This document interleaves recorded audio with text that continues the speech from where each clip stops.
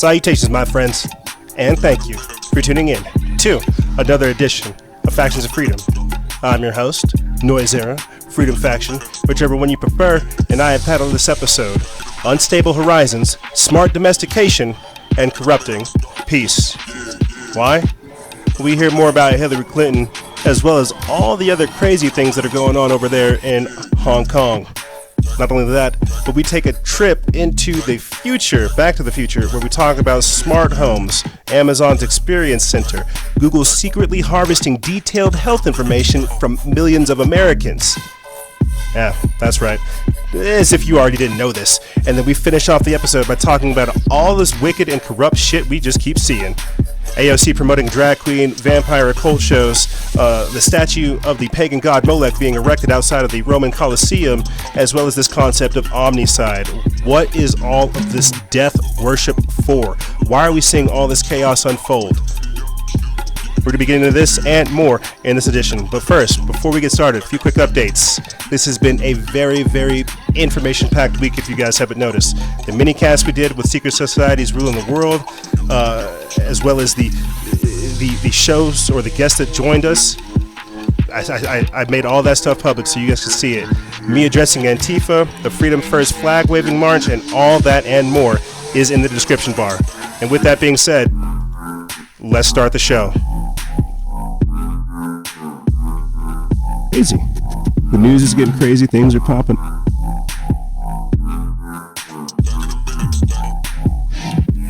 Salutations, my friends, and thank you for tuning in to another edition of Factions of Freedom. I'm your host, Noisera, Freedom Faction, whichever one you prefer. This is show number 919, season 9, episode 19.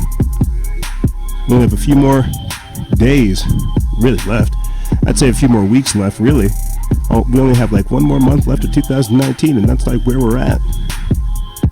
We only have like a few more weeks left, a few more episodes left of season 19, and then that's a wrap. There we go. You know, the days are getting crazy. The news is getting crazy. Things are popping up out of nowhere. You know, it's just nuts. It really is getting kind of wild. If you guys did not tune in to the fantastic Instagram Live we did this Wednesday, you guys missed out. Not only did you guys hear me address Antifa, they wrote an article about your boy, which you can find in the description bar below, but we also had two fantastic guests, both of which were from the UK. One where we talked about religion, spirituality, the importance of having self-control and self-discipline, and another where we actually talked about the detrimental effects of summoning the devil. It's the easiest way to put it. Because the information that we found in the second one, in the second call, was so important, I decided to go ahead and make it public. I really struggled with that. I wanted to make it exclusive to try to drag you guys over there to the exclusive members program, but these are the types of things that I feel like people need to discuss and hear. So if you guys missed out, you can definitely find those in different installments in the description bar below, because it was a fantastic transmission. It was borderline its own separate show. And I say this because this is the type of work that we should be doing. This is the reason as to why social media is created in the first place, to share these stories, to make other people aware, and to get engaged and help communicate.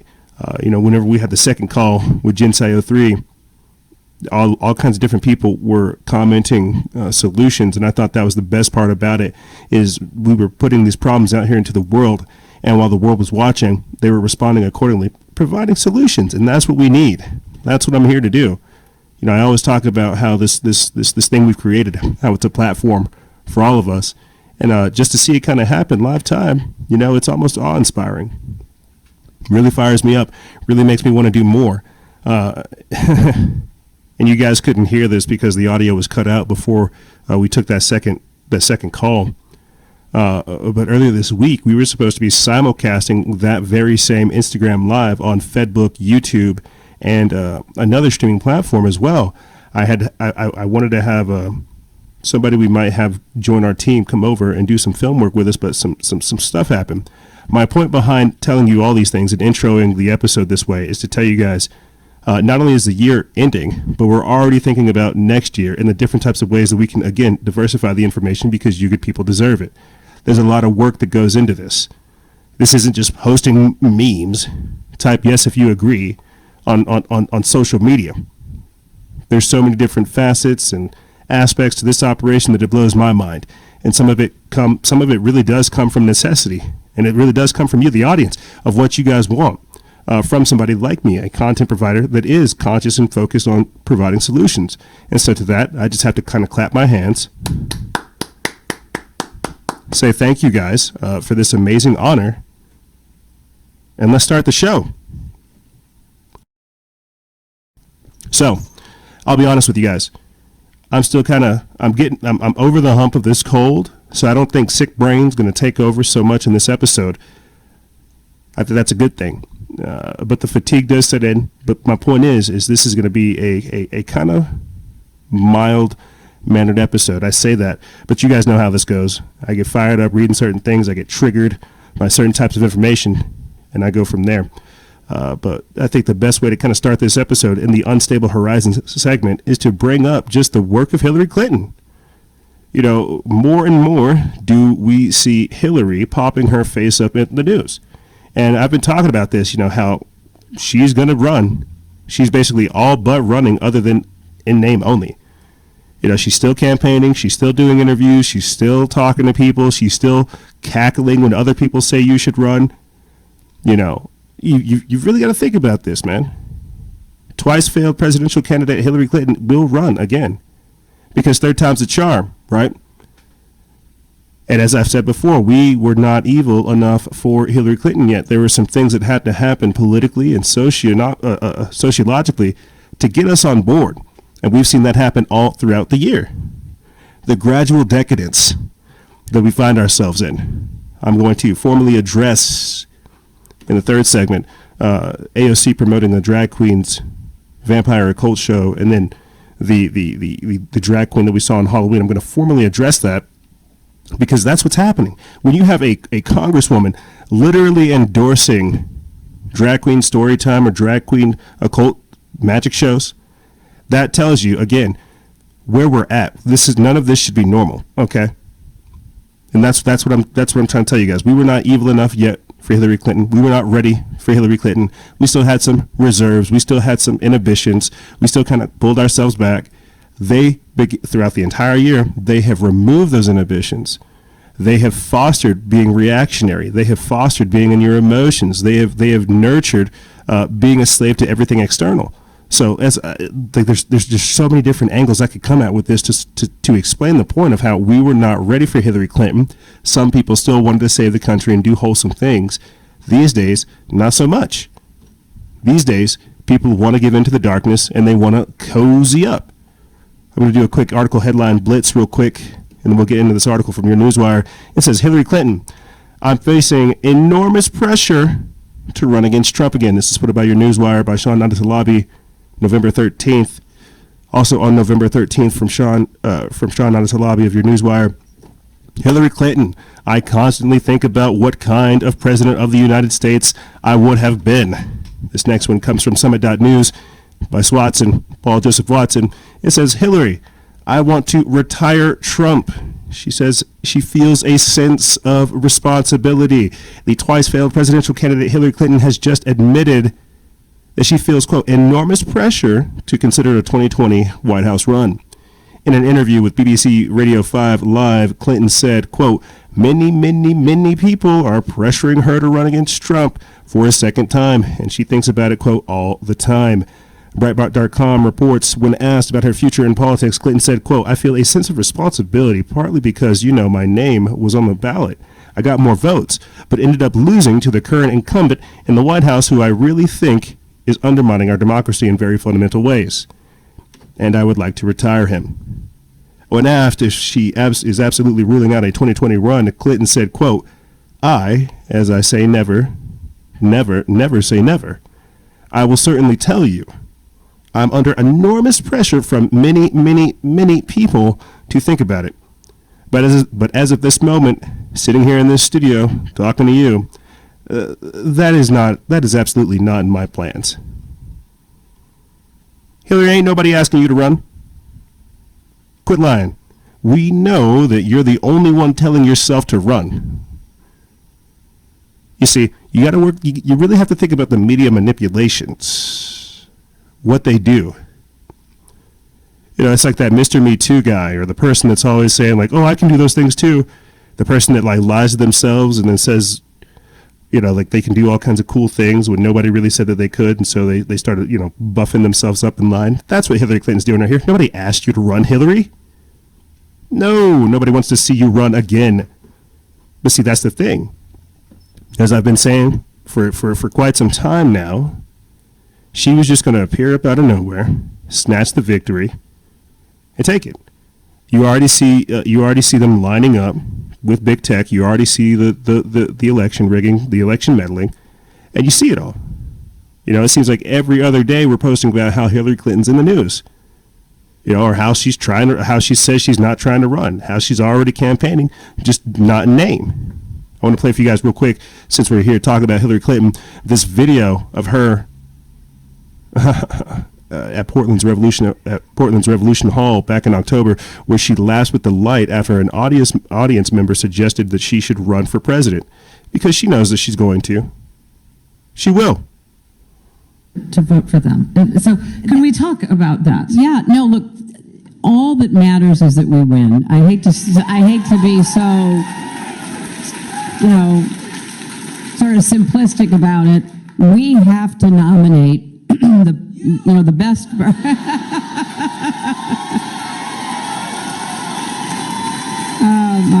Well, thank you. I just feel so strongly that.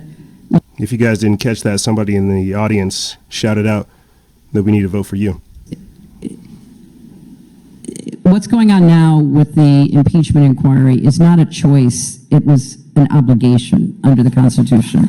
And so trying to run a campaign where this constitutional crisis is taking place, and you have to be not only aware of it, but address it, while still trying to put forth your platform, to vote for them. Your agenda. So can we talk about a whole lot of different things to look at there, but just keep that in mind. That was back in October. She's been doing this for quite some time. We are going to see more of Hillary Clinton. That's just how this works. She's not going to back down. I guess that's an admirable feature about her, after being cheated on by Bill Clinton and then getting run over by like Obama and then just kind of getting slapped in the face by Trump. I guess it's an admirable feat for her to continue to do these types of things and in a weird way. That's just how all this stuff works. But my point behind introing the episode with the Unstable Horizons segment is to talk to you guys about just that. The impeachment inquiry, what happens if people, what happens when these people get in power? You see, and so this is where I want people to start thinking about things these days. I'm not necessarily worried so much about Trump, but I am. He's doing authoritarian things, no doubt. But I'm more or less worried about who comes after Trump. You see all the other roadblocks that are being removed.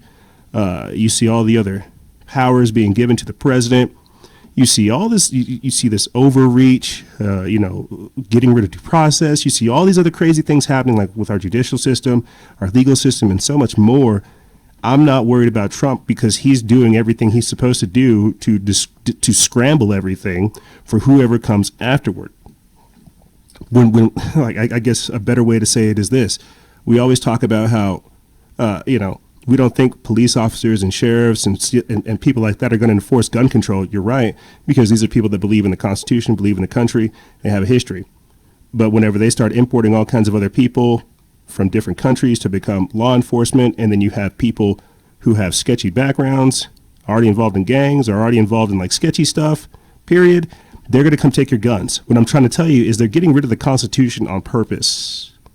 They're intentionally perverting the concept of America simply so they can come through and change it. That's what we're seeing right now. I mean, even, I think, what was it, this week in Bolivia, there was a protest because they were trying to rewrite the Constitution. That's where we're at. And the entirety of Trump's presidency is to define a whole new America on a global scale. And Hillary Clinton is the embodiment of that. So the political theory that we're seeing with people like Tulsi Gabbard, Bernie Sanders, Cory Booker, Elizabeth Warren, Kamala Harris, all these people There, and as I told you throughout the entirety of the debates, none of these people are meant to be memorable. None of these people were meant to actually stick. None of these people could stand up to Trump, and that's not a boast to Trump. I'm saying that these people were puppets, as they all typically are. But if you're able to take a step back and look at how they were just designed to inject talking points from the United Nations, where Hillary is already working, you have to understand. Like, I think that's why I trip out. So the unstable horizons is what does our future look like whenever we have these authoritarians take over? Because you already see them subverting natural law. You already see them getting rid of, like I said, due process, doing this whole election inquiry, the show, the political theater. What happens when these people get in power and they begin to come after everybody else that doesn't share the same viewpoint as them? I mean, we're already seeing it over here on social media. What happens when this goes hot and live? You see. And that's something that people need to think about. Speaking of going hot and live, let's talk about these Hong Kong protests beginning to descend into madness. Straight into madness. Hong Kong has been shut down for a fourth day. I'm just going to go through and kind of give you guys a smattering of the articles of the things that have happened kind of just this week alone. That are kind of crazy, if you ask me, just to keep you guys up to date with the Hong Kong protests. But a man was set on fire. If you could believe that. A man was literally set on fire. This is from Zero Heads. They put this up November 11th. It says, man set on fire in Hong Kong after confronting, quote, enemy of the people, rioters. In one of the most gruesome videos to emerge from Hong Kong's increasingly violent protests, an unidentified man was set on fire during an argument on the street in Hong Kong. The older man, seen in the video wearing a green shirt, reportedly helped chase demonstrators from a train station as they worked to disrupt the Monday morning commute. As the crowd started to disperse, the man was filmed arguing with young people who appear to be supporters of the protesters. According to the South China Morning Post, the video shows the man, who was bleeding, walking away from the group and shouting, quote, "You are not Chinese." A member of the group responds, quote, "We are Hong Kongers," as the man walks away. Then a shouted insult prompts him to return and confront the young demonstrators. As the man starts arguing once again with the crowd, a person dressed in black and wearing a face mask runs up from behind him and douses the man in clear liquid. He then lights the man on fire with a lighter, instantly engulfing him in flames. This is in Sha Tin, Hong Kong, 12:50 p.m. November 11th. A man with a bleeding face was in the middle of a dispute with a group of protesters in an overpass. He's shouting, basically trying to, as you do with these debates, but suddenly someone from the group poured liquid on him. And in 2 strikes, guys, I'm telling you, audio listeners, you can't really see this, but in 2 seconds, man, some guy comes up with a bottle, squirts it on him. Guy doesn't even have time to react. Another guy comes up with a lighter, boom, sets him on fire. It is gruesome. It is crazy, but that's just one thing. We have another video caught on video. Hong Kong protesters shot by the police during a morning clash. This is what I mean by the protests descending into chaos. This is another article from Zero Hedge. They put this up set November 11th. It says Hong Kong police opened fire and hit at least one protester on Monday, according to multiple news sources, as chaos erupted across the city a day after officers fired tear gas to break up demonstrations that are entering their 6th month. 呢度呢個係交通警啊！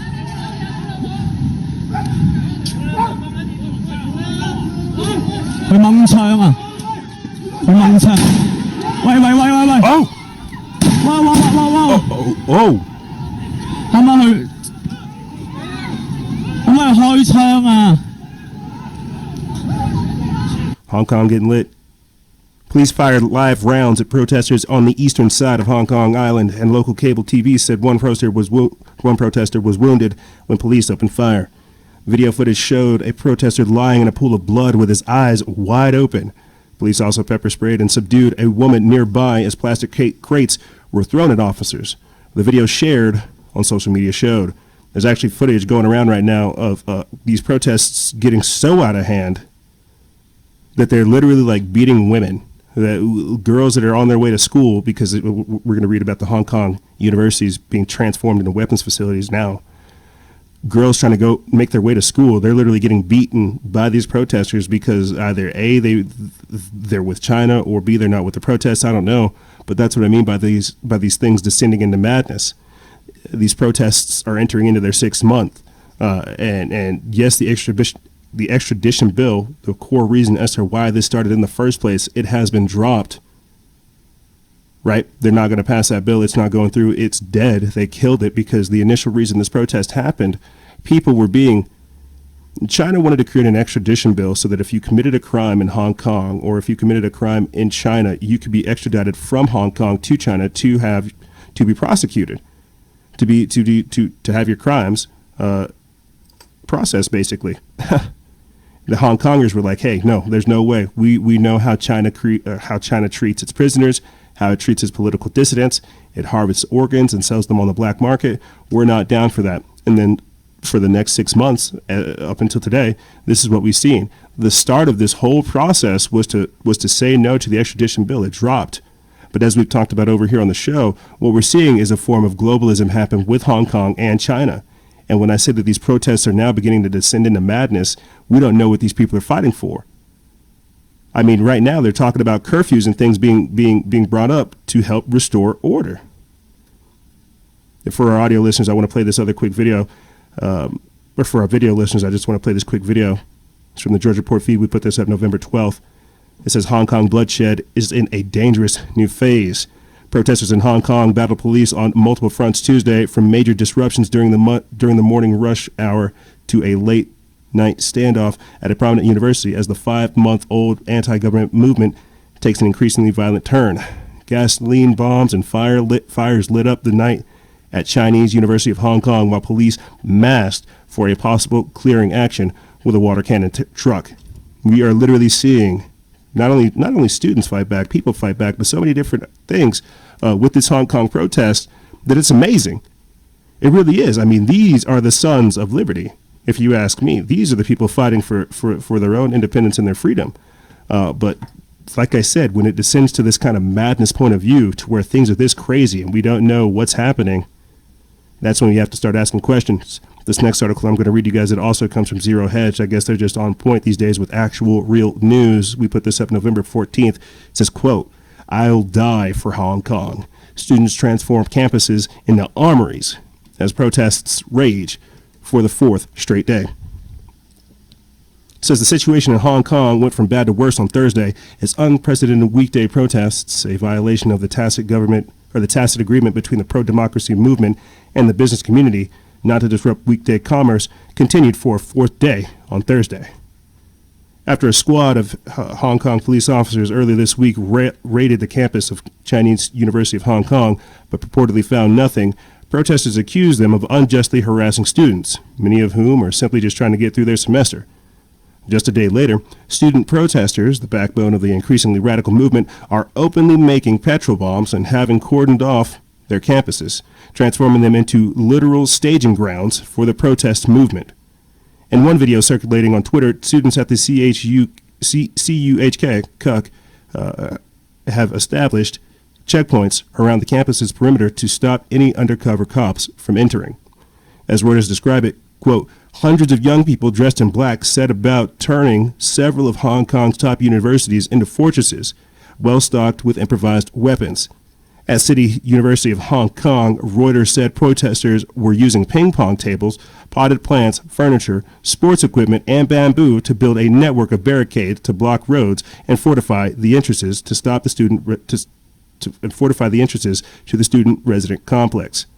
Some took garden hose and hammered nails into them to create rope-like lines that would rip up car tires.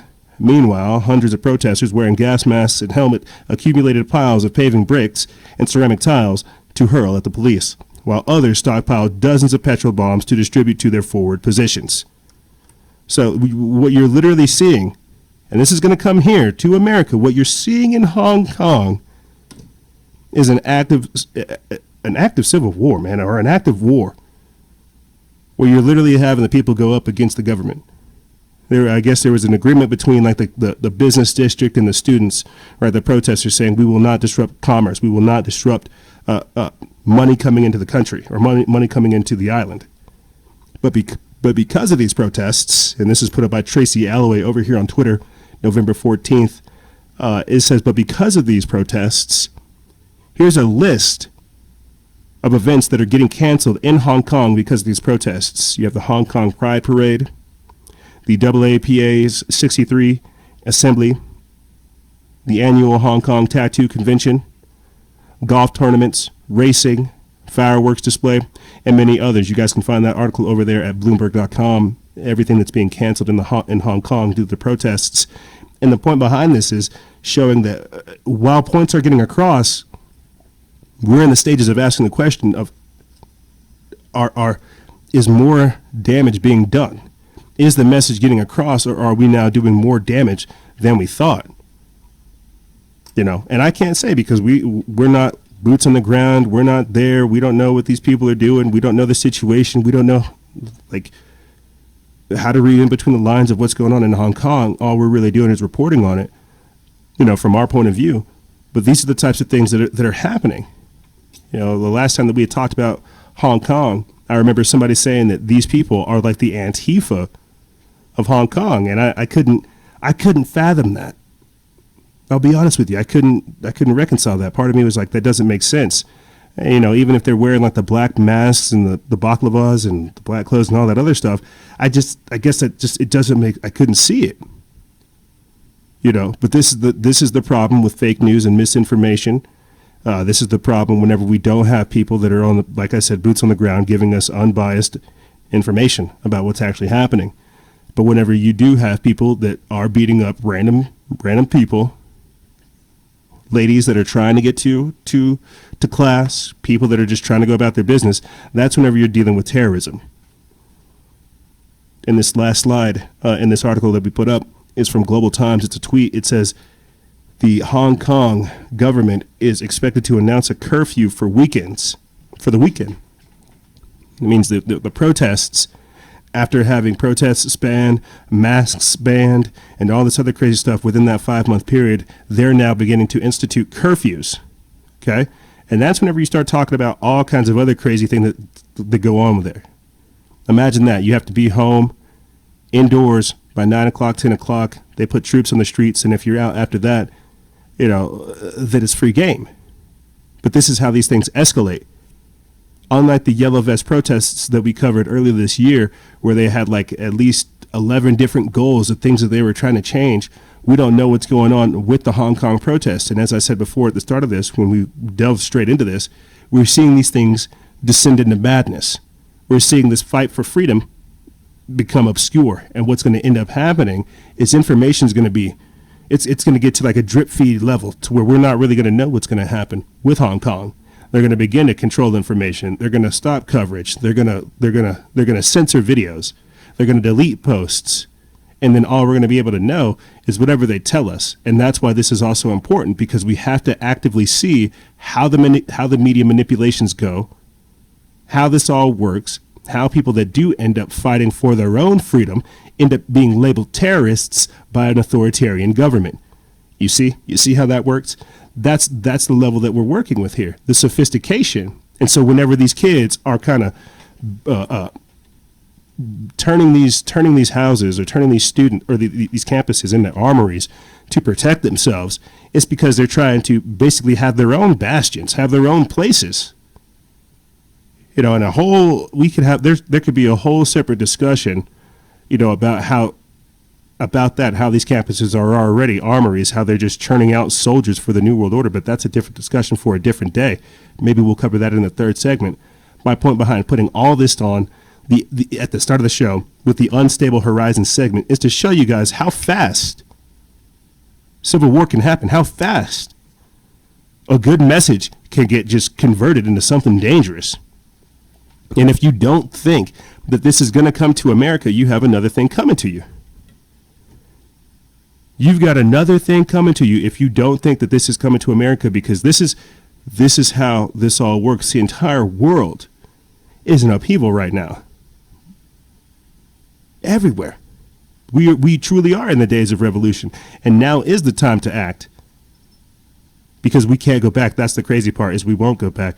But since we're here talking about this Hong Kong situation, I think it's only imperative that we again highlight the powers of the individual person, the idea of freedom, liberty, justice for all, and why that's important, and how we're gradually being entered into a day and age of submission, of oppression, of obey, and so much more.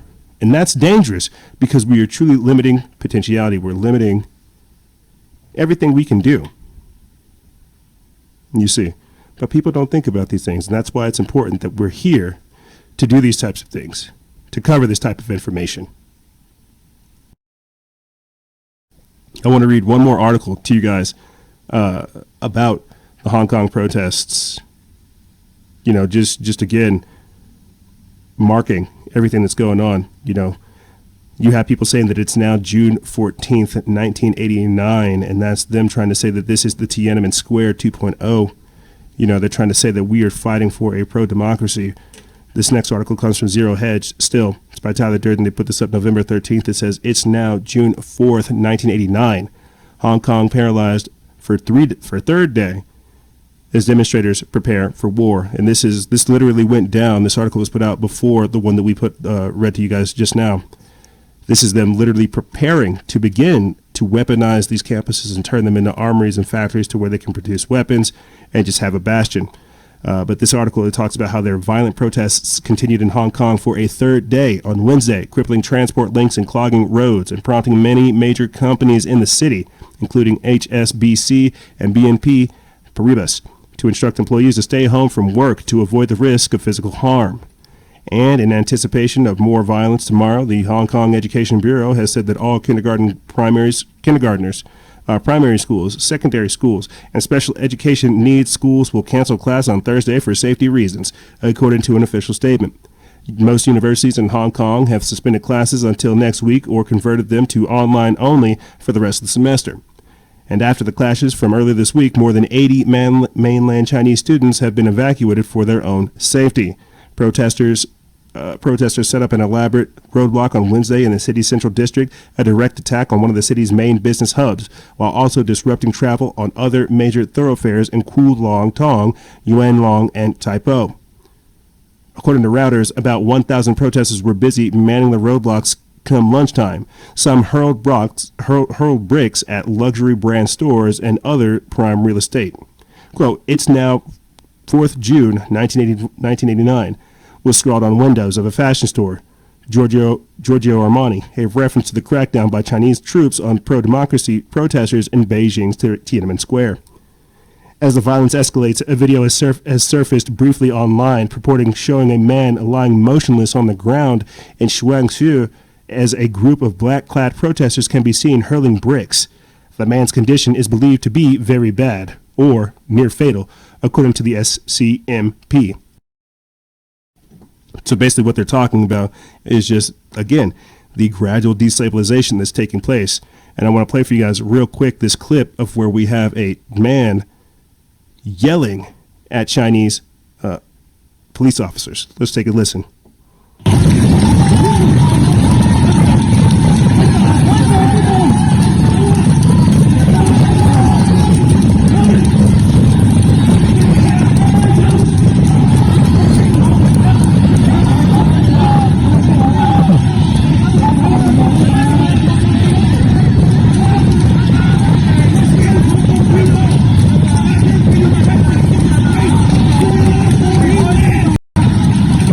Disgrace.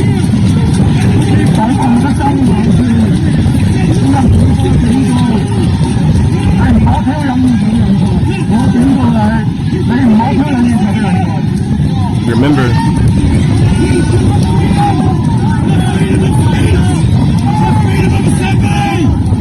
freedom of assembly, freedom of speech, and that's them wanting their own constitution, wanting their own rights. Realizing that they're being treated like slaves, like chattel, and demanding for accountability, demanding for some semblance of respect. in this totalitarian world of ours, is that so hard to ask for? So really keep these types of things in mind. If you don't think this type of stuff is happening here, I can tell you for sure that the police are already getting hyper-militarized. They're already running drills. They're already wanting to come after people. I mean, before coming on the air, we talked about how there's a mayor in Kentucky trying to remove a 40-year-old law that protects people's their privacy. Like, you have to understand, they're trying to figure out a way to scientifically come after people. You have to understand that these people, these authoritarians, they're very crafty. People fight, like, think about this. We've gotten to a point where people will not stand up for anything that they believe in. And if they do, it's considered treasonous. It's considered terrorism. It's considered destabilizing. This is why it's so crazy. It's because you have people fighting for everybody's rights, trying to show the world how we have got to start fighting all of this. It's not left against right. Where we're at these days, we're in the corporatocracy. We're in the technocracy. We have to understand that in the technocracy, they can use these jackboots of the states who will just follow orders, who don't understand that by following orders, they're complicit in the authoritarian takeover. They've already submitted. It truly is a day and age of where it is the people against the government. It is the people against the corporations. All we have is the ability to vote with our dollars and vote with our lifestyles. And these protests, as crazy and as chaotic as they are, this has to be a way to show people that we can't live like this. Remember a few weeks ago, I asked you good people, what future do you want to live in? Is it the 1984 Chinese Orwellian future that they want, or is it the 1776 revolution, the American-based revolution where we get freedom and renaissance and all this crazy stuff out of it? Or are we just going to submit and turn ourselves into items and numbers? This is what I mean by the unstable horizons. The entire stake of the future, or the entire future, is at stake right now. Everything is up in the air. These truly are chaotic times. But you know what comes out of chaos? Order. And you know how that happens is through change. And that's what we have to be appreciative of. Yes, this stuff is crazy, but that means that there's greater things, even greater battles along the way. We have to expose all these injustices so that we can change them. And you know what else is going to change? These topics and the segment. We're going to take a quick break. And when we come back, we're going to get into the whole smart home, whole smart city technocracy, the scientific dictatorship, all this other crazy stuff that's going on. Amazon, its experience centers, NBC promoting the uses of microchips, the Chinese social credit score system, Google being on a power trip, and so much more. Smart domestication. In this segment, we talked about the unstable horizons. Can people recognize danger? Do they have the ability to be aware of negativity, of the evil, of the oppression, of the true tyranny? And in this next segment, we're going to be talking about, again, more of their efforts to domesticate the population, to have them literally give over their power, to be disenfranchised from their power, to become a techno serf. We're talking about neo-feudalism and more on the other side. Ladies and gentlemen, don't go anywhere. This is Freedom Faction on Factions of Freedom, and we'll be right back right after this.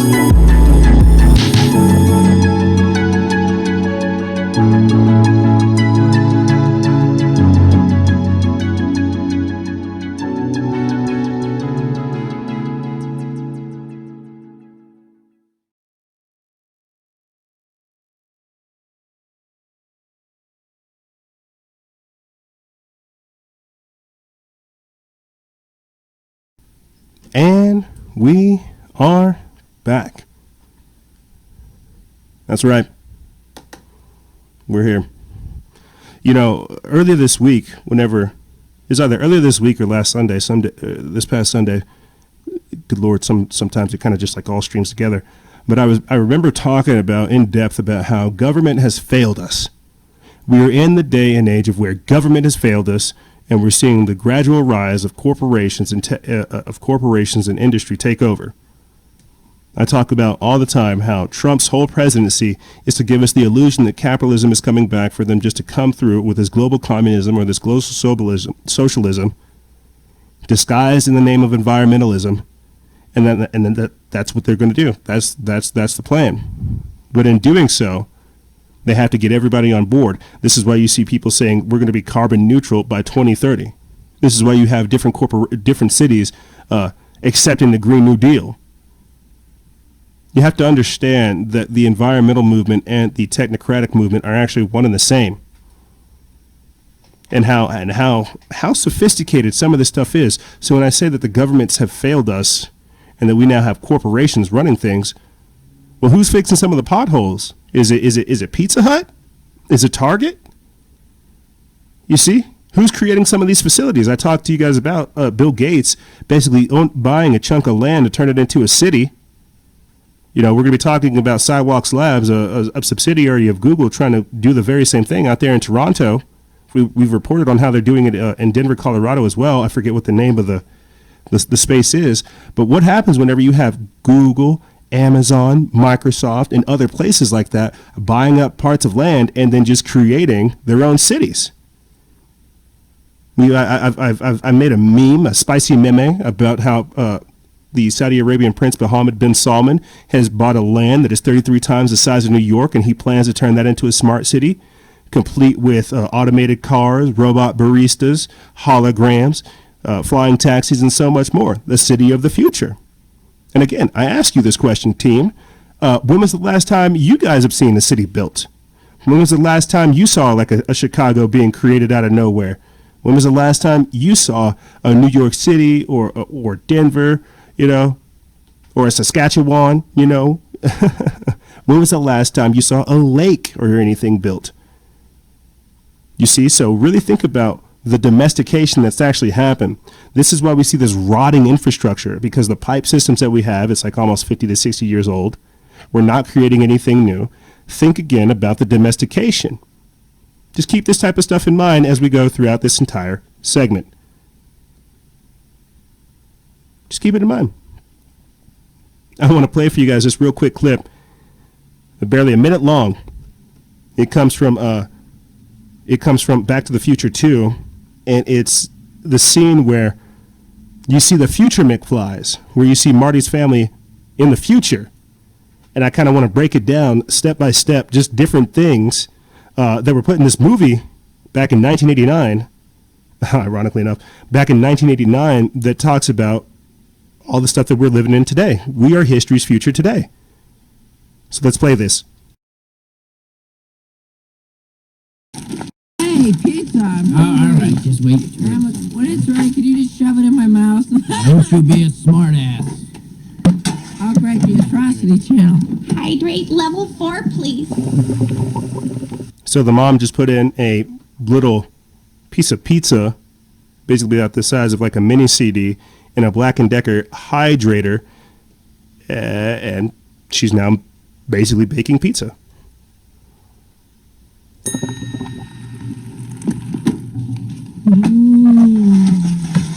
Is it ready? Here you go. Oh boy, Mom, you sure can hydrate a pizza. No, I'm sorry, I missed that whole thing. Al, I'm just worried about Jennifer. Why isn't she home yet? I'm not sure where Jennifer is, Mom. Sure about home hours ago, but I don't know what time keeping.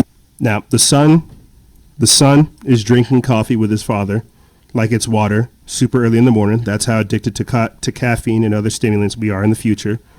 And while sitting down at the table, the son has VR goggles on his face, babbling to himself, as you guys can hear there clearly. And in this next scene, some kind of fruit-like mechanism, something that carries all the fruits and vegetables, is going to drop down from the sky. Hey, fruit. Fruit, please. Thank you. Aren't you and Jennifer getting along? Oh, yeah, great, Mama. We're like a couple of teenagers, you know? Yeah, telephones, needles. That is for you. And now, this is the crazy part about it all. Their phones are on their eyes. And just this week, there's an article that came out about how they want to switch the handheld phones to glasses phones. That's the next step. Like you've already seen in Ready Player One, like you see them creating with the VR goggles and so much more. The idea is to have people literally unable to distinguish reality from fiction. But let's continue. All right, well, take down the den. Excuse me. Retract. Yeah. So I'll it's a super short clip, but I feel like it's a good way for me to kind of just explain everything that we're going to go over in this edition, or at least in this segment. So now that that's played in its entirety, I want to start it all over from the start and just let you guys both watch and hear how the future was depicted in the past. Hey, pizza. All right, just wait. When it's ready, can you just shove it in my mouth? Don't you be a smartass. I'll break the atrocity channel. Hydrate level 4, please.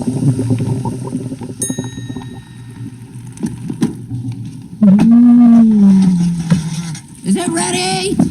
Here you go. Oh boy, Mom, you sure can hydrate a pizza. No, I'm sorry, I missed that whole thing. Al, I'm just worried about Jennifer. Why isn't she home yet? I'm not sure where Jennifer is, Mom. Sure about home hours ago, but I don't know what time keeping track of fruit. these days. Fruit, please. Thank you. Aren't you and Jennifer getting along? Oh, yeah, great, Mama. We're like a couple of teenagers, you know?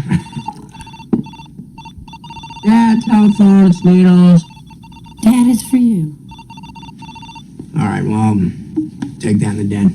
Excuse me. Retract. Yeah. Just so many different things to look at with that. The son just kind of babbling to himself over there in the corner. Nobody's really talking to him or paying him any attention.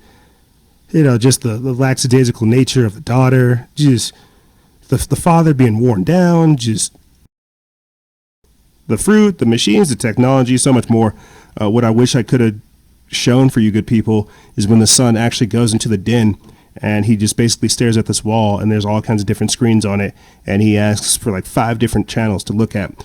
But this is the smart home, okay? This is the technocracy. This is the surveillance state, the surveillance capitalism being brought to you in your house. This is what Amazon Alexa is creating, okay? And that's how it has to start. Without further ado, let's start getting into some of these articles to paint this picture for you guys. And the reason I wanted to do this is because of this article that popped up right here.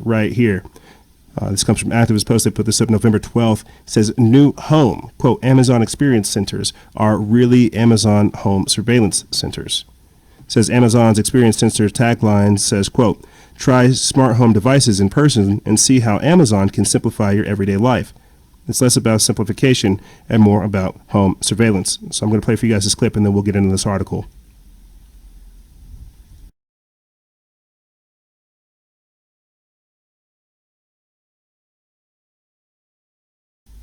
Oh, okay. Well, how about we play this clip? We can touch talk And it opens. and it'll unlock. This home in Southern California is wired for the future. Alexa, set the thermostat to 70 degrees. The AC is set to 70. Amazon teamed up with home builder Lennar to install its Alexa technology in homes. They created what's called Amazon Experience Centers, Alexa, movie time. where customers can test how a simple voice command turns on the TV and even does a bit of cleaning instead of having to see a display at a store. So this is party time. What happens during party time? Party time, your lights will dim. Here we've set our shades to go to 50%. We've got some music going through our Sonos speakers. The it's an experience. It's more than just a feature. It's more that it is anticipating the way you're going to live every day, and it will function in a very intuitive way. Alexa, good night. The new partnership could give Amazon a boost in the booming smart home market, according to... I can touch the lock, And it opens. and it'll unlock. This home in Southern California is wired for the future. Something he said there really just made me kind of want to take a quick pivot to another direction real quick.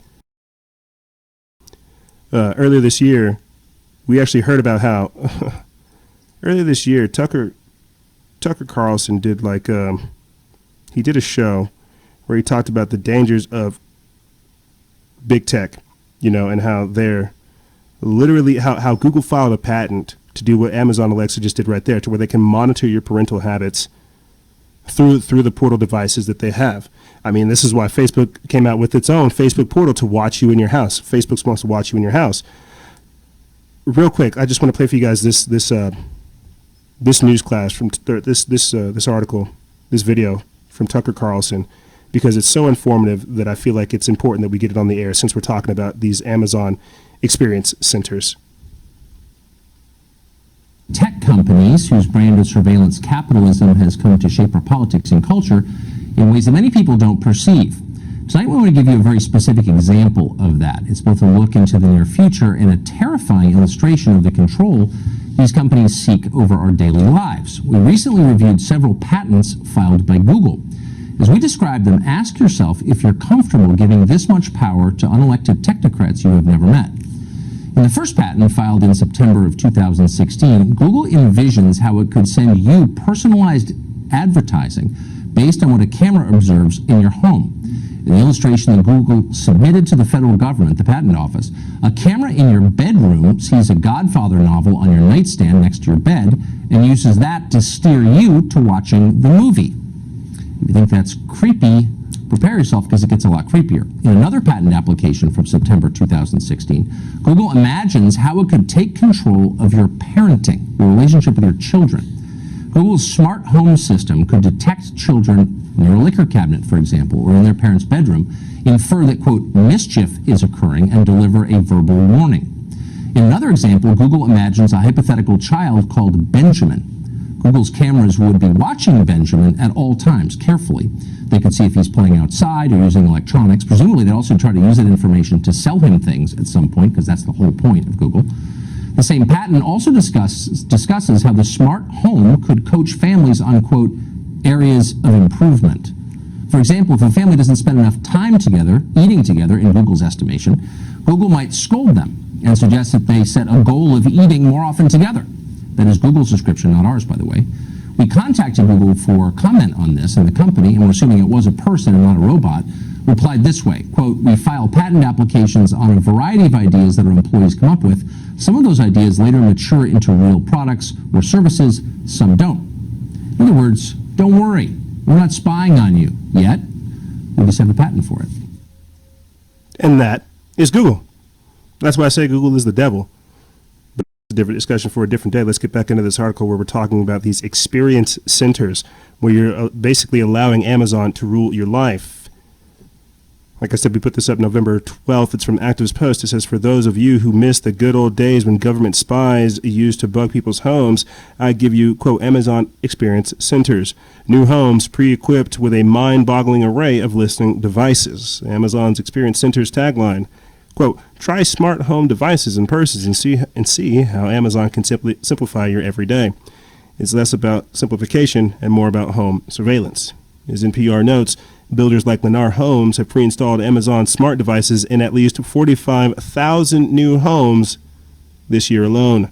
Lennar Homes offers smart homes as a part of a 4,800 unit development that includes other builders. This neighborhood isn't a one-off. There are smart home developments in suburbs outside of cities such as Miami and San Francisco. Lennar is making Amazon tech standard on each of the 45,000 homes it builds this year. In the good old days of Cold War espionage, spies relied on putting listening devices in a couple of things like phones and lamps. But now people are purchasing Lennar's homes, new homes, that come equipped with numerous monitoring devices in every room. Drew Holmes said, quote, I would not live without them. His favorite is a Ring doorbell that logs visitors. Quote, I have teenagers, he said. Quote, it's nice to confirm when they come home, and I have proof of it. And I have proof of it. That's creepy.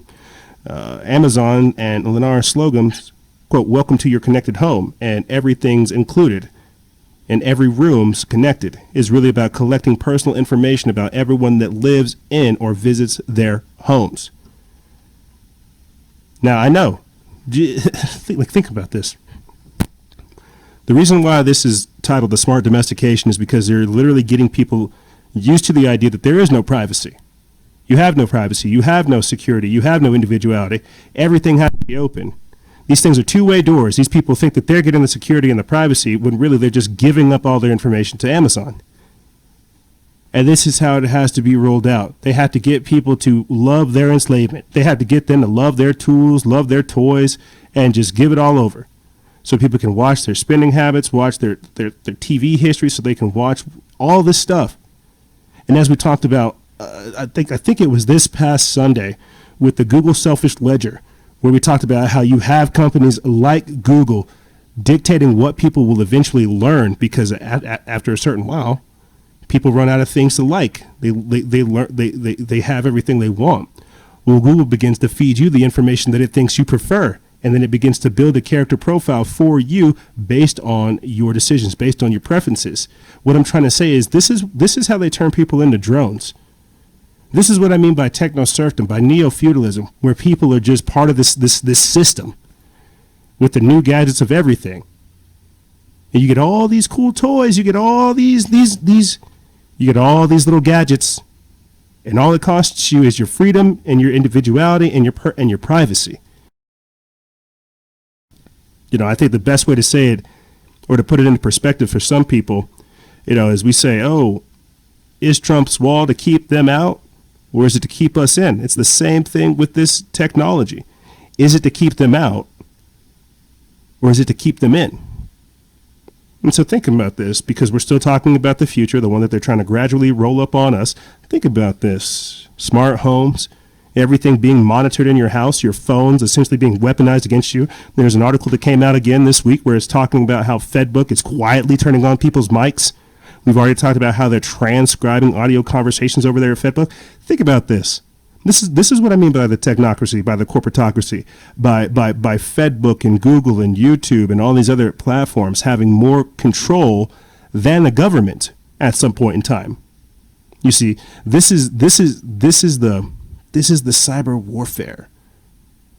This is why I can only title it like the technocracy or the corporatocracy.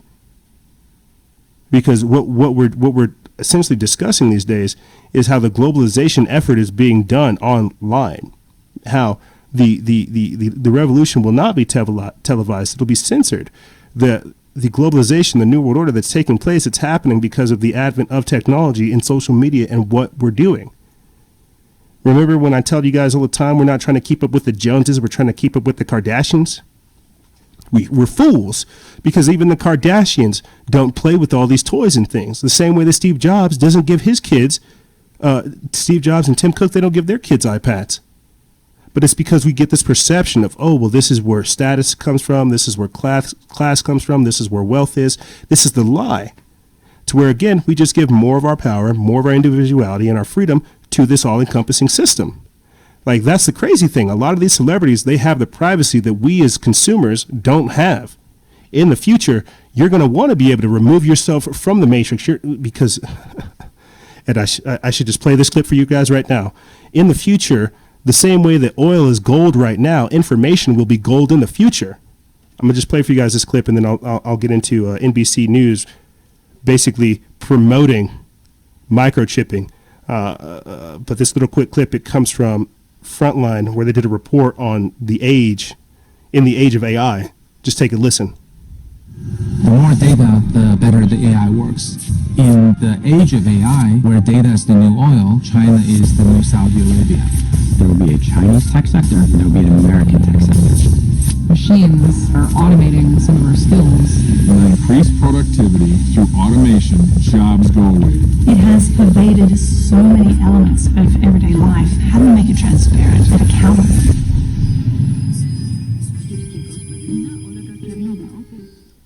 Yeah, I'll definitely check that out. But to the main clip, the main reason why we're talking about all this and what this eventually will lead to is right here, how NBC uses propaganda to promote the benefits of microchipping. That's where we're at, okay? If they can get people to literally offer up their privacy and their security, well, they're only one step away from receiving the mark of the beast. They want to be able to surveil everything. They want geospatial intelligence so they can see you from the sky all the way down to your backyard.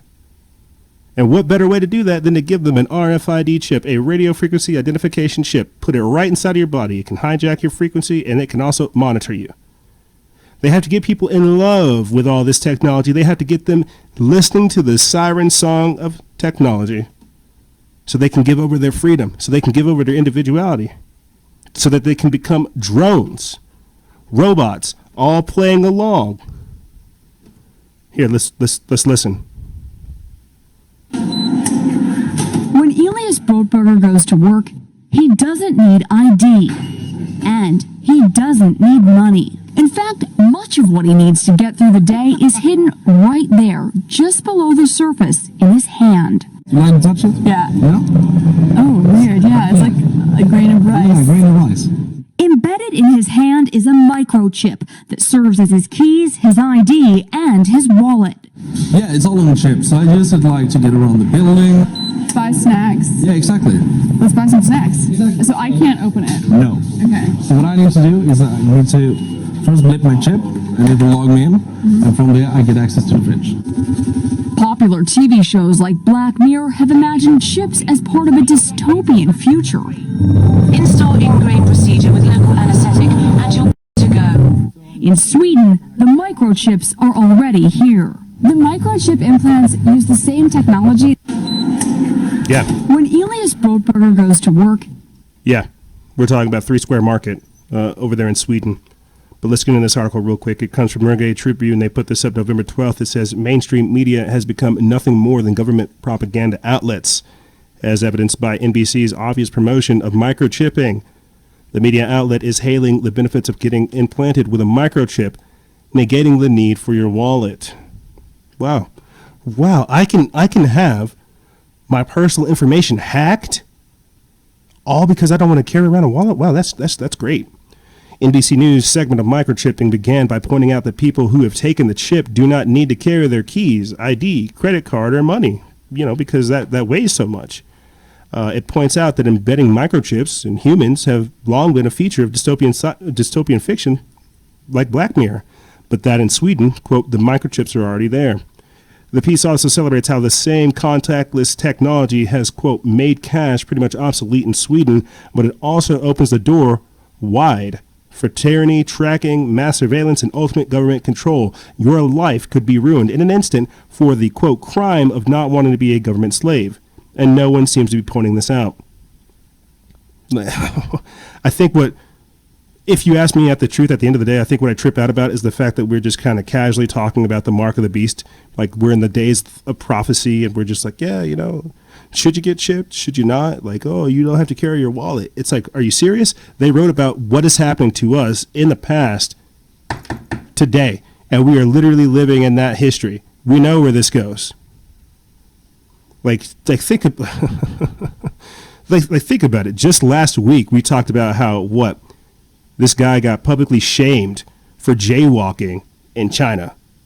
The China social credit score system, it publicly shamed a citizen for jaywalking. And guess what? That probably got added on to his social credit score. And I'm sure the Chinese don't have implantable microchips or anything like that yet. But give it time. Give it time, because that's where it's going to lead. What happens whenever, and I've said this time and time again, what happens if in the future they give you they give you money, but you have to have a Fed book so they can track your movements? What happens if in China in the future, because there's so much problems with all this information control and the surveillance, they switch all the social credit score stuff to getting a microchip? That way they can just identify you with HUDs, with heads-up displays, to where officers that have these holographic goggles, they can see your social credit score right there. You have to understand that this is a really, really slippery slope. That's why they're going ahead and calling it surveillance capitalism. It's a race to see who can control who can monitor, who can surveil the populace, and who can actually get the population to, as I said before, love their enslavement. Give them the Amazon Experience Center. Give them a home equipped with an Alexa, to where they can, through the Internet of Things, to where they can communicate with their house. Turn on the TV, turn on the lights, dim the lights, change the temperature, do all these things. Who notices that? And on another level, this is what people have to pay attention to. You get your house online, you get that smart tech, you get a smart home, right? We're talking about the technocracy, the sustainable development, the scientific dictatorship, all your information, everything that's going on online, going on inside your house, it's going to be monitored. What happens if you live in a district or you live in a county to where you're not allowed to have X amount of water or gallons, and because you have water or gallons or electricity usage, and because you have a smart home, the government's able to send a signal somehow to your house to begin to just throttle whatever you have going on in your house? I think people really have to understand the depths of this type of stuff. You see, I mean, just last week we put out this article from Activist Post where it talks about Sidewalk Labs' smart cities and how they will create a for-profit social credit score system that controls judges and police. Think about that. Project Yellow Book. Think about that. A guideline to where Google employees are creating a city. Let's get into this. November 5th. We put this up November 5th. It's from Activist Post. It says, smart city surveillance is much worse than anyone could have imagined. 2 years ago, we revealed how a CIA, quote, signature school was installing thousands of CCTV cameras and microphones in smart cities, but Sidewalk Labs wants to take public surveillance to a whole new level. It says the Globe and Mail revealed that Sidewalk Labs' Yellow Book, a guidebook designed to help Google employees build a smart city from the ground up, would give their employees control over public services. What did I just tell you? Yellow Book describes how Google plans to turn at least 4 major cities in North America into Sidewalk Labs smart cities. The book proposed a community that could house 100,000 people on site of up to 1,000 acres and contains case studies for 3 potential sites in the United States: Detroit, Denver, and Alameda, California. It also includes a map with dots detailing many other potential sites for Sidewalk's first project, including a dot placed on the shores of Lake Athabasca in northern Saskatchewan. The 4th area, Toronto's waterfront, has received lots of criticism from privacy experts, with some going so far as calling it surveillance capitalism. I would. The Smart City, quote, the Smart City project on the Toronto waterfront is the most highly evolved version to date of surveillance capitalism. U.S. venture capitalist Roger McNee wrote to the city council suggesting Google will, quote, use algorithms to nudge human behavior in ways to, quote, favor its business. The Yellow Book allegedly reveals how Google wants to control city services like Disney World does in Florida. Quote, Sidewalk will require tax and financing authority to finance and provide services, including the ability to impose, capture, and reinvest property taxes.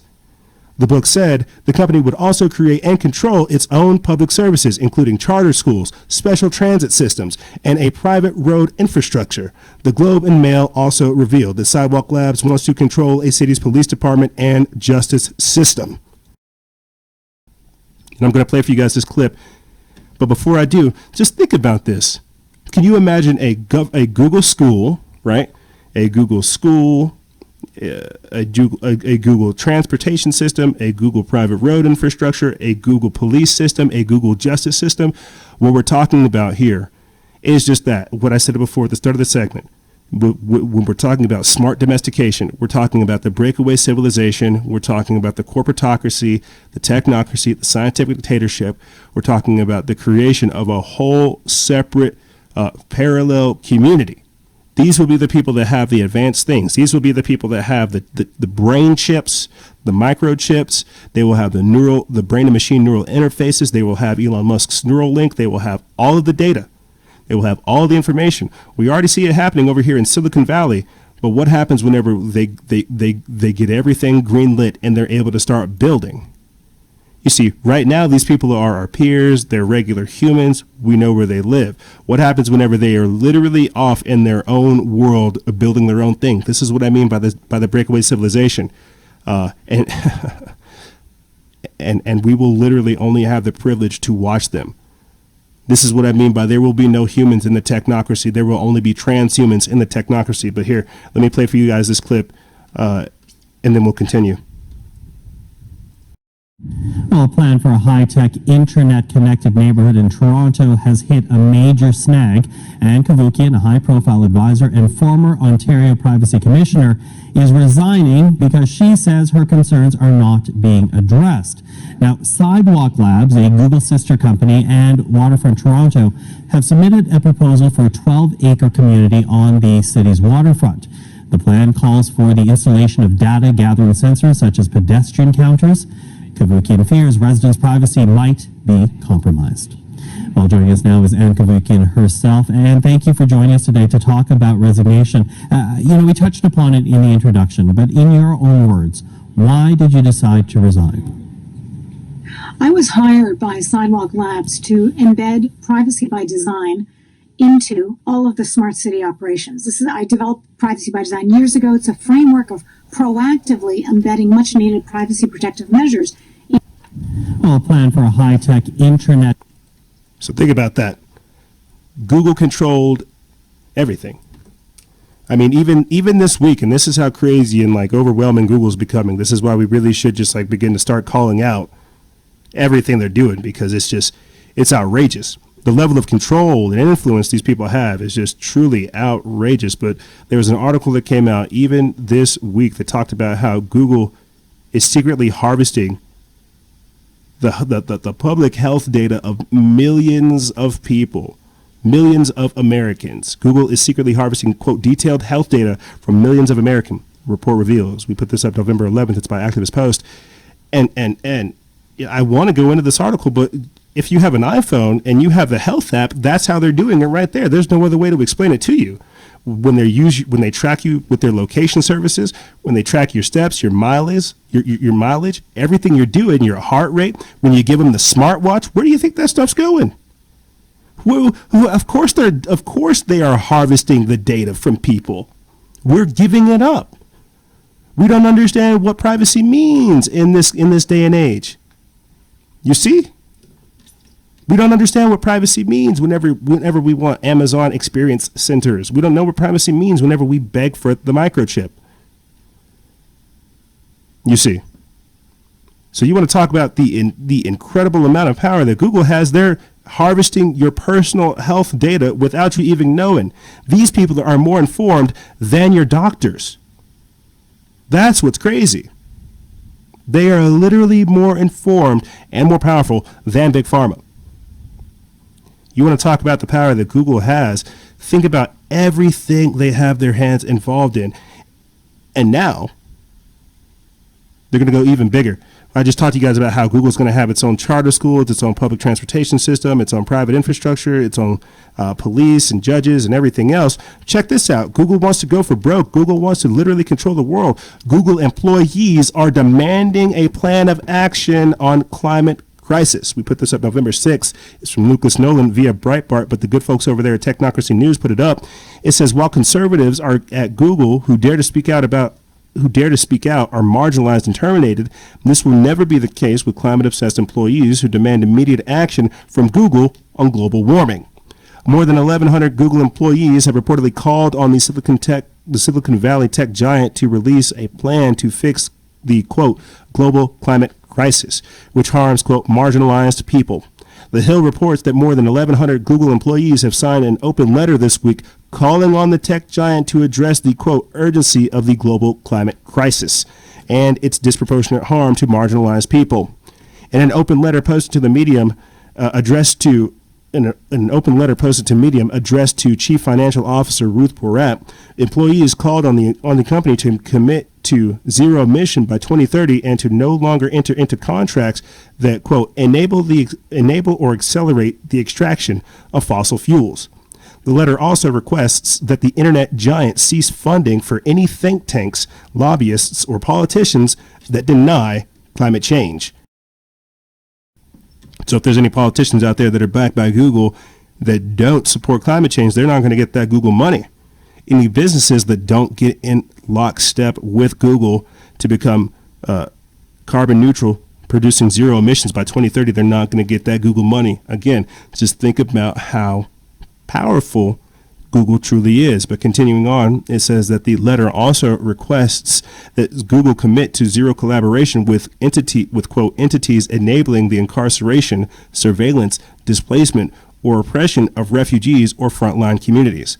The letter states, quote, Google is a global company with billions of users across the world, many of whom are already bearing the brunt of the climate disaster. Google's code of conduct requires respect for users and opportunities. As Google workers, we are committed to putting our users first, and Google must do the same. A similar letter was shared by Microsoft employees in September, which stated that it was, quote, no longer possible for us to ignore Microsoft's complicity in the climate crisis. The demands from Google employees are pretty much identical to the ones listed by Microsoft employees. The letter from Google employees specifically references efforts by Microsoft and Amazon to combat climate change. And this is what we're beginning to talk about. The Agenda 21, Agenda 2030, the scientific dictatorship, the technocracy, to where you literally have corporations dictating to us what is moral, what is right, what is wholesome, what is decent. The corporations, based on what people buy and all this other stuff, all kinds of other factors I don't want to get into right now, it's the corporations that will guide us into the future. It is the Amazon, it is the Google, it is the YouTube, it is all this, you see. And that's why they need more consumers. That's why they need more useful idiots. That's why they need more drones, more automatons, more of people that consume, but don't think. They need a specific type of slave, and that's what people need to understand. And I won't lie to you, gang, because I wanted to get into how this expert solution to climate change or to global warming is to start killing people, because that's what these people are calling for. That's some of the solutions to climate change. So think about the smart domestication that we've gone over, the fact that these people will begin to call for their own culling. Either that or we'll be entertained to death, where all we see is screens and jokes and cat memes. You know? Yes, we know Epstein didn't kill himself. But you see, here, let me read to you guys real quick, just to go over this. Expert solution to global warming. Kill millions of people. So I told you guys that there were 1,100 Google employees that decided to come together to demand a plan of climate action. There were 11,000 scientists and experts that are calling for mass population control in order to stop climate change. That's what's crazy to me.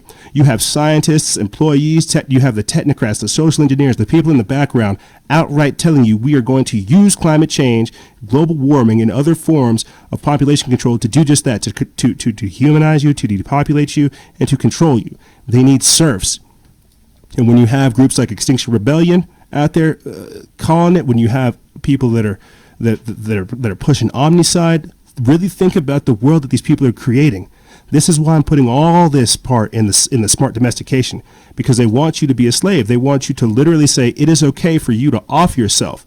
It's okay for me to kill myself because, well, I don't have anything going and it's better for the planet.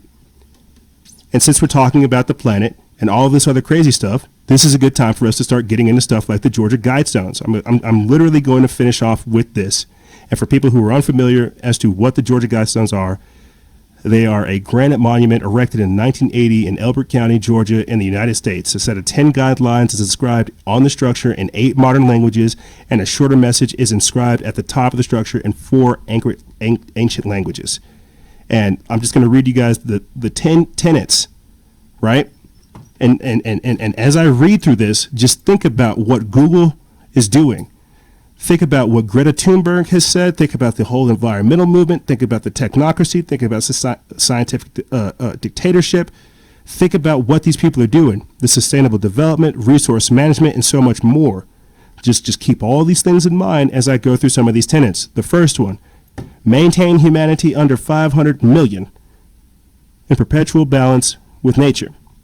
2, guide reproduction wisely, improving fitness and diversity. 3, unite humanity with a living new language. That's what we're seeing today, where they're literally saying you can't say this with the political correctness and the manipulation of the words. word magic and all this other stuff. This is what they mean by giving us a new language. So we don't understand historical words. So we don't understand the power that comes with history. There's so much with this. 4, rule of passion, faith, tradition, and all things with tempered reason. We're talking about scientism. 5, protect people and nations with fair laws and just courts. That's where we're at these days. 6, let all nations rule internally, resolving external disputes in a world court, creating the one world government. Say America is not upholding its sustainable development goal. It's not reaching its SDGs, right? Let them handle it internally, and then we'll take that to the global court. 7, avoid petty laws and useless officials like Beto O'Rourke. 8, balance personal rights with social duties. This is all of what Agenda 21 or Agenda 2030 talks about, with equal rights, social justice, racial justice, economic inequality, and all this other stuff. Everything that's talked about right there is just that, getting people. This is why you see them talking about toxic masculinity, gender studies, so many different things with that. But that's balancing personal right with social duties. 9, prize truth, beauty, love, seeking harmony with the infinite. This is their version of offering us morals and truths, which I'm sure will come from the Vatican. But 10, and this is the important part, to this Omni side, to the earth worship, to the Gaia worship, to the agendas, and all of this stuff that we see today. 10, be not a cancer on the earth. Leave room for nature. Leave room for nature. Leave room. And that's where we're at today. When we literally have these people telling us that earth is more important than your life, you need to hurry up and kill yourself, you need to think about what world that looks like. And when you have technocratic giants, big tech giants like Google getting involved in the climate crisis, in environmentalism, and all this other stuff, with the power that they already have over America, over the world, and so much more, you have to think about the landscape and the world that these people are trying to create. So whenever I tell you that these people will use things like like Google's quantum supremacy and their quantum computers to monitor as much of the world as going on, that's not too far off. Unfortunately, we just have to wait for those days to get here. But I tell you what we won't wait for, gang. We're going to take a quick break. And when you guys come back from that break, we're going to be continuing on the theme of the Georgia Guidestones, talking about population control and this new form of paganism, neo-paganism, environmental worship, earth, all this other crazy stuff. We're going to be talking about the statue of the pagan god Molech being erected outside of the Roman Colosseum, as well as AOC promoting drag queen, vampires, occult shows, some crazy stuff. And then we're going to get into even more depth about this omnicide, these earth worshipers, because that's important. And I'm not bashing any of this stuff. I think what's crazy about it is just the fanatical nature behind these things. We're going to be getting into this and more on the other side. Ladies and gentlemen, don't go anywhere. This is Freedom Faction on Factions of Freedom, and we'll be right back right after this.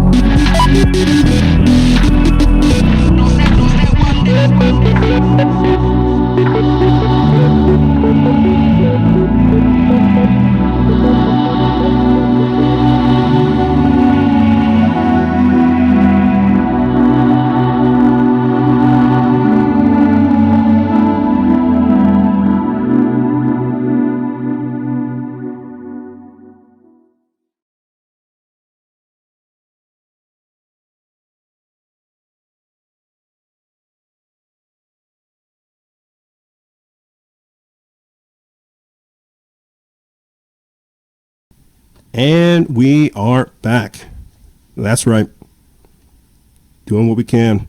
Trying to fight the good fight. Make people aware of all this other crazy stuff that's going on. You know, these days, I'm telling you guys, I think that's why it's becoming increasingly crazy, because no one will ever be able to look back at these days and say this was normal. And I think, you know, if these days, gosh, you know, how do you talk about the erasing history?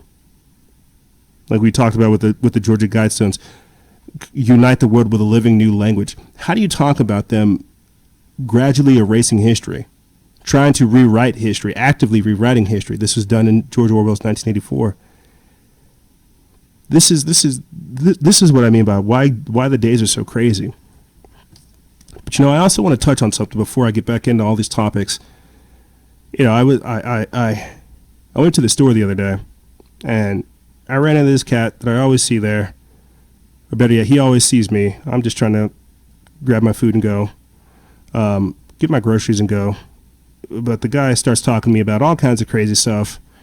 And, you know, he's a fanatic about cosplay. He's a fanatic about anime, video games, Hollywood. You know, he's like fired up about Disney, all these other things. And I'm looking at the guy, wondering, like, what else is like what because, you know, he's like frothing at the mouth, essentially so excited to talk to me about cosplay and photography and all this other crazy stuff. Shout out to ABQ Street Meet. They are a photography organization out here I've been trying to get out to. But this guy went to one of the photo shoots, and he's all fired up to show me his pictures and tell me about all the stuff he's doing. You know, and I'm not downplaying any of that creative stuff. I actually respect it. But I'm looking at this guy, and he's not really able to hold like a conversation or pick up on social cues or basically let me go. You know, he just wants to be my best friend because I'm listening to him for 2 seconds. And what I'm trying to say is this fanaticism that I see wrapping up everybody. People aren't able to hold conversations. People aren't able to be normal. You know, it's the same thing whenever I'm sure you guys all have friends, right, that are just like addicted to games. That's like all they speak. You know, they literally speak in video game. And I mean, I know I have my nerdy moments, but they speak in video game terms. Oh, the same way that people speak in movies or speak in quotes. Like, this is what I mean by the fanaticism that is encompassing all of us. Earlier this week on Instagram Live, I had talked to you guys about how Martin Scorsese, the director of great films such as Goodfellas, Casino, Taxi Driver, Raging Bull, and so much more, how he had described the Marvel movies not as movies but as rides, because not that they've been bought by Disney, but by the fact that you don't feel inspired when you watch these movies, that you're being taken on a ride, you're being told a story, but you don't really feel like a connection or a kinship with these people. And that's another thing with it as well. And this is why we speak about the arrested development state, the regression, the mental immaturity, and all this other crazy stuff, because all of this stuff is designed to not have you look within. They want you to be a slave to everything external, but never control anything internal, and not really even be able to foster real relationships with people based on real things that matter.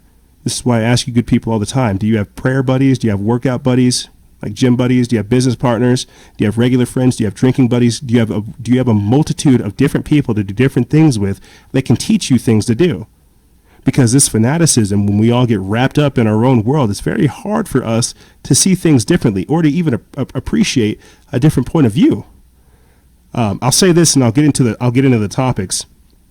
Earlier this week, they wrote an article about your boy right here, which you can find in the description bar below. It was taken down because they were posting public information without our consent. I think that's a felony. But an article was written about me. You guys can find that article as well as the episode to get your own information. I'll put all that stuff in the description bar below. Written about me, and somehow it showed up on FedBook. And now I don't operate primarily or do any of this type of stuff on my personal Facebook. I leave personal for personal and business for business. Everybody in my old hometown somehow starts to see this article, and I get messages from people that are concerned, that care, and then I begin to get the hate mail. The hate comments, the ignorant comments, the comments where people are really unaware of what the heck they're coming at me about. And so after basically informing my old high school buddy about who I am, what I'm doing, about the fact that you have Antifa calling black people white supremacists and Nazis, that's what they were calling me, a race traitor and all this other crazy stuff. Even after telling him this, the cognitive dissonance took over. He didn't want to hear that. That scrambled his point of view. So he became committed to the lie. And so my point behind just kind of going off on that little side rail, guys, is to show you that this is more pervasive than you think. And this is why I constantly try to tell people, don't worry so much about trying to define yourself in this crazy time right now. Figure out who you are, because you have a lot of people telling you who they are and who you are, and they have no idea. They don't believe in these things. They don't know what to believe in. This is why I tell you guys, I can't feel bad for people. They don't know how to think. They don't know how to feel. They don't know what to think. This is the problem with fake news and misinformation. So my point behind leading in with all this, the fanaticism, the cognitive dissonance, the arrested development, the disassociation from reality, all of this to a certain degree is mental illness. That's kind of what we're talking about. We're talking about people being freaking crazy, dude. And that's a whole different discussion. But just to kind of get back into the topics, but switch things up at the same time, I want to point this out, point you guys in the direction of this article. It's a fantastic article. It's over there at Sign of the Times. They put it up November 14th. It says, Pathocracy, when people with personality disorders gain power. And I thoroughly believe that's where we're at today. When I talk about them legalizing lunacy, that's where we're at today. I'm just going to read a little bit of this, and then we're going to get into the statue of Molech that was placed outside of the Roman Colosseum. It says the Polish psychologist Andrew Lobozeski spent his early life suffering under the Nazi occupation of Poland, closely followed by the brutality of the Soviet occupation after the war. His experience of these horrors led Lobozeski to develop the concept of pathocracy. This is when individuals with personality disorders, particularly psychopathy, occupy positions of power. Think about these roid-headed cops that we see all the time. Look at Amber Geiger, the most recent example. Off-duty cop goes inside somebody else's house, kills Botham Jean, says she feels sorry for her, feels threatened for her life. Think about that. The concept of these people with personality disorders that occupy positions of power. I mean, look at the crime. Look at the domestic violence and domestic abuse rates amongst police officers. I mean, we already understand that the world is run by psychopaths, but I wanted to take the time to look at this in depth so people really understand this is a thing. Continuing on, it says Lobozeski devoted his life to studying human evil, a field which he called penology. He wanted to understand why evil people seem to prosper while so many good and moral people seem to struggle to succeed. He wanted to understand why people with psychological disorders are so easily able to rise to positions of power and take over the governments of countries. Since he was living under a pathocratic regime himself, he took great risks to studying this topic. He was arrested and tortured by the Polish authorities and was unable to publish his life's work, the book Political Penology, until he escaped to the United States during the 1980s. So he escaped tyranny to come here and tell the world about tyranny. But the crazy part is people are so delusional that they don't know that that's how this works, that people come here to escape this tyranny. And that's why we're fighting so hard today, is so that that very same tyranny does not show its face today. This is why we have to hold people like Trump accountable. This is why you can't. This is why the bootlicking is dangerous. This is why the over zealous patriotism is dangerous. This is why not living in moderation and using your common sense, logic thinking mind, being in this emotionally reactive state, that's why that's dangerous. But we have got to again begin to reclaim a level of normalcy and peace and harmony within our lives, because I'm telling you guys, all they're trying to do is push this craziness. That was definitely not the intention. I went on like a much longer jag than necessary, but I think that's important. I'm definitely going to refer back to pathocracy a lot. The same way we talk about technocracy and the corporatocracy, I'm definitely going to refer back to pathocracy a lot. So if you guys need to go read that article, I'll put that in the description bar below, because it's very, very important. Just to really have a historical understanding of these things so that we don't get caught sleeping, that we don't get hit. But in this segment, in corrupting peace, now we're going to be talking about the statue of the pagan god Molech being placed at the entrance of the Colosseum. The reason I want to talk about that in this segment is because think about the symbology of that. And I talked about it this past Sunday on Fellowship and Freedom. You know, the symbology of Molech, the god of child sacrifice, and the symbology of the Colosseum. You know, give them food, give them Netflix and Grubhub, and they'll never revolt. What's the symbology of placing the pagan god of child sacrifice in front of the Colosseum? If you ask me, just the image I get from that, it's considered fun to throw your child into the arena. It's considered fun to sacrifice your child for the entertainment of everyone. It's considered fun to literally abdicate your lineage, your legacy, your history. Child sacrifice, the pagan god Molech, taking in children, burning them inside of a furnace, Planned Parenthood, the Roman Colosseum, where gladiators fight to death.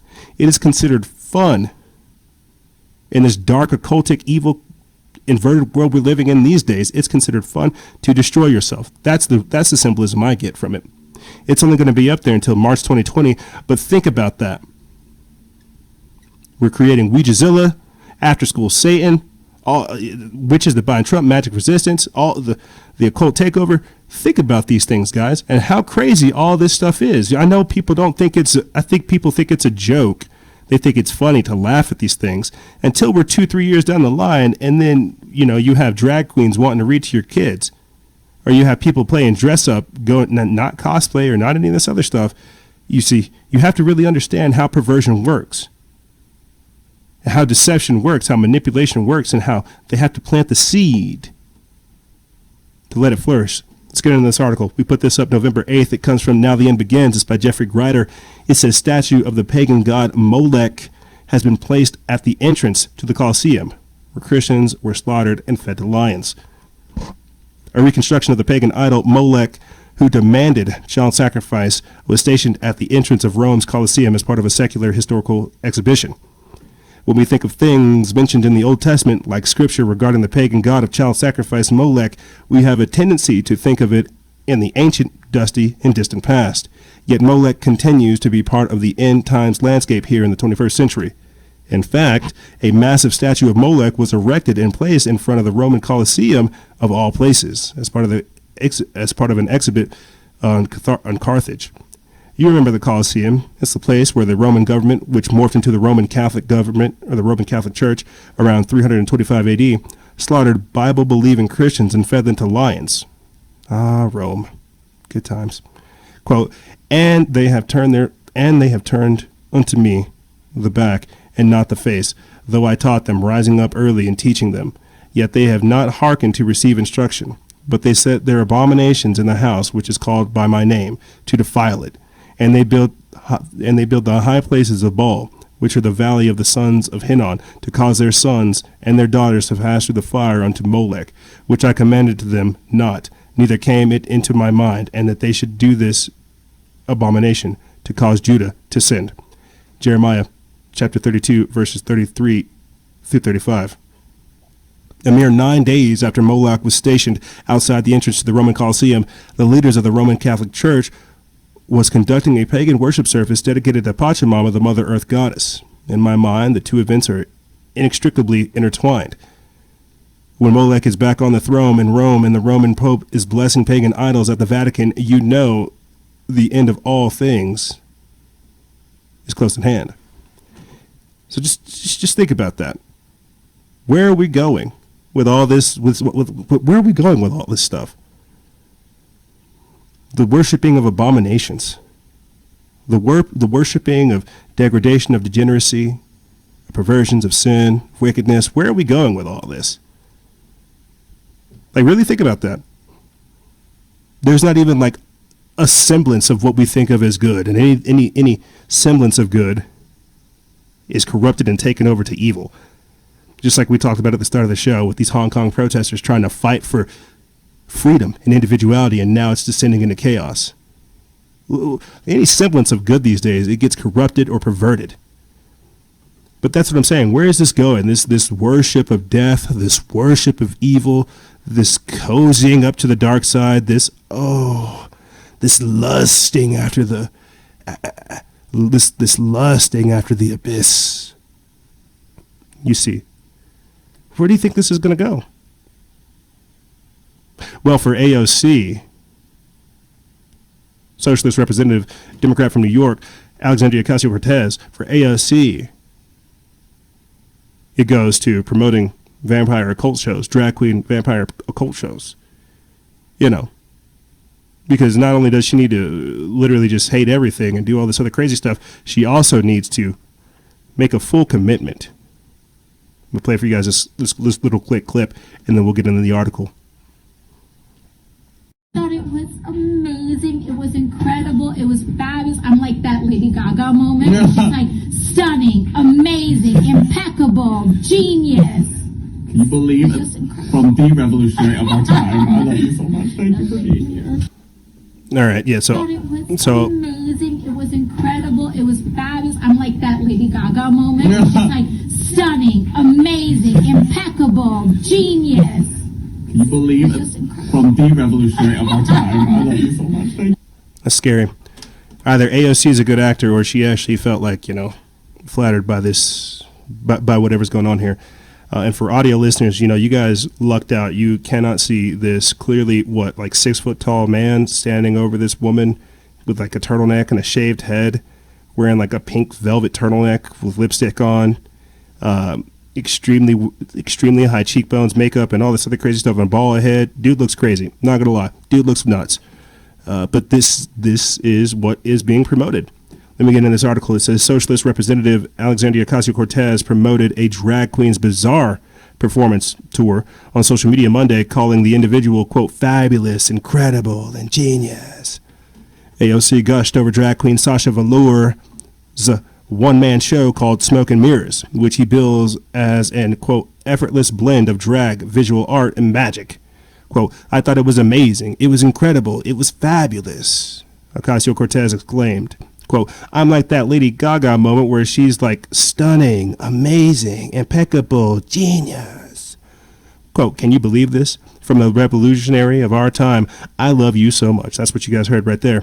Velour's website claims his 27-city performance tour serves to, quote, unmask deeper truths, sparking fresh analysis of gender, fame, family, and the importance of dreaming big and living life over the top. Velour introduces audiences to a whole new side of artistry through 13 dazzling and genre-busting lip-sync performances, all directed and choreographed by the queen herself. You'll be on the edge of your seat as she explodes into rose petals, vanishes into a puff of smoke, saw herself in half, conjures a rainstorm, and even transforms into a tree in front of your eyes, just to name a few.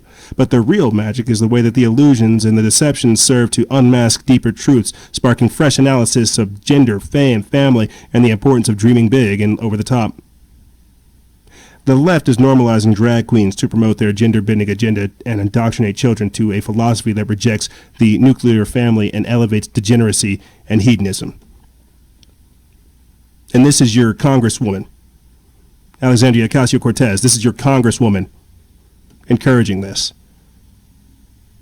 I'm just saying, and just since we're here talking about drag queens and all this other crazy stuff and degeneracy and hedonism, I think it's only appropriate for us to bring up our resident star.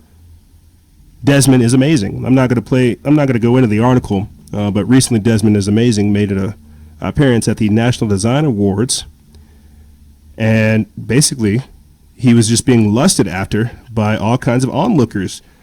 They said, how sexy is that kid over there, dressing strangely, all hopped up on ketamine, doing God knows what. Isn't he just gosh golly awesome? So this is what they're pushing onto the kids. This is what I mean by corrupting peace, robbing people of their innocence. This is what's going on. I wonder what the magic is there. You see. And the reason why we're having to kind of step up, not necessarily the grime of the show or what's going on, the reason we're kind of having to approach things in this manner is to really look at where we are. Like, this is, again, not normal. In any way, shape, or form, this is not normal. But it's happening, and that's the even crazier part. It's happening. They remember the straight pride parade that we had tried to report on earlier this year? That didn't happen because the very same people that are talking about tolerance, respecting other people, and doing all this other stuff, they didn't respect the idea of that. You see, the reason we're talking about this type of stuff is because it's dangerous. These things are being taught to children. And kids don't really know the difference. They're not really able to, I don't want to say think for themselves, but they're not able to fight back against the programming. I wanted to formally take a stab, pun intended, at that video that came out a few weeks back, literally on Halloween, from the drag queen that did a demonic performance. I think that's the best way to describe it. It's a demonic performance. It's a spirit cooking ritual. And ironically enough, it's the very same drag queen that AOC was just gushing over. The very same drag queen that AOC was just like awestruck by was the one that was doing this satanic performance. So I'm not going to play it in its entirety. If you guys want to check it out, you can find it on our Instagram TV. Currently, this video has like over 60,000 views on our channel. But just here's the headline: drag queen simulates cutting baby out of her womb and drinking blood. That's where all this stuff leads. It's not a performance, call it what it is. It's a ritual.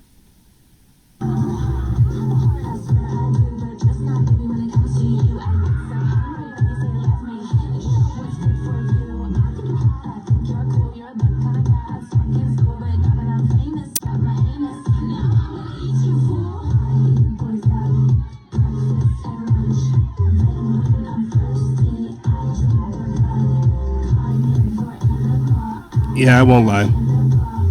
I can't watch anymore. If you guys want to watch it, you can. You guys can go to our Instagram TV and you can watch it, because I'm not going to play it over here on the show. That's demonic. And I'm not down to invite that stuff into my life, and I'm not down to put that type of stuff on your life. I'm really not. I think it's crazy that I'm willing to put a warning sign on drag queens simulating abortion, but I will not put a warning sign on cops killing people. That's what I'm telling you. That is more damaging to your psyche to watch that than it is for you to see a cop kill someone. I'm not saying I condone any of this type of stuff. But what I'm trying to tell you guys is this is the damage that's being done to generations. This is why it's becoming like almost, I'm at a loss for words on really how to describe this type of stuff, and that's why you really have to call it out. But here, let's get in this article so I can start wrapping stuff up for you guys.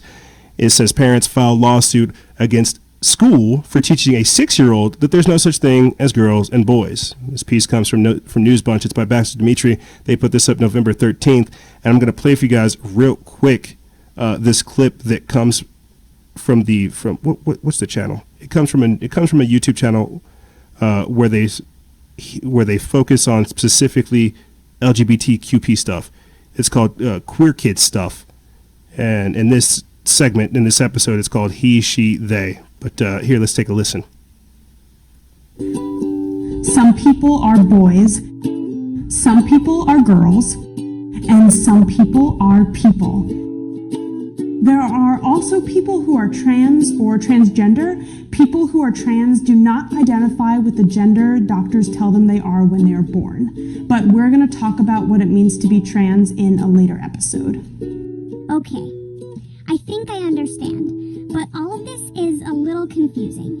If there are boys and girls and people and all of them can wear ties and dresses, then how can I tell who is what gender? That's actually really easy, Teddy. All you have to do is ask someone what their pronoun is.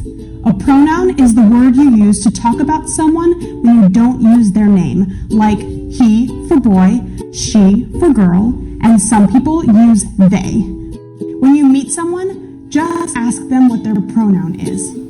Lindsay? Crazy. And this is what they're teaching the kids. But let me get in this article. It says parents who filed a complaint against a school where their 6-year-old daughter was being taught that, quote, there's no such things as girls and boys, have now filed a lawsuit against the school board, principal, and the teacher with the assistance of the Justice Center for Constitutional Freedoms.